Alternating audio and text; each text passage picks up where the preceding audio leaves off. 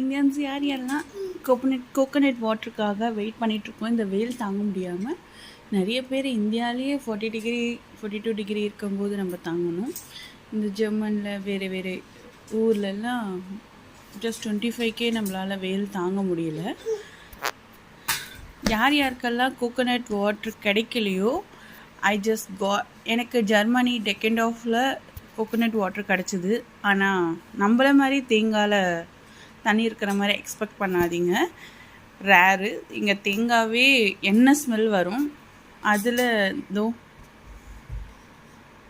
எங்களுக்கு கிடைச்சது இந்த மாதிரி தான் கோகோனட் வாட்ரு. இது எங்கன்றது தெரிஞ்சுக்கணுன்னா கமெண்டில் கேளுங்க. I will see. இது டெக்கெண்ட் ஆஃபில் கிடச்சிருக்கு. see you next video. bye. பிடிச்சிருந்தா சப்ஸ்கிரைப் பண்ணுங்க.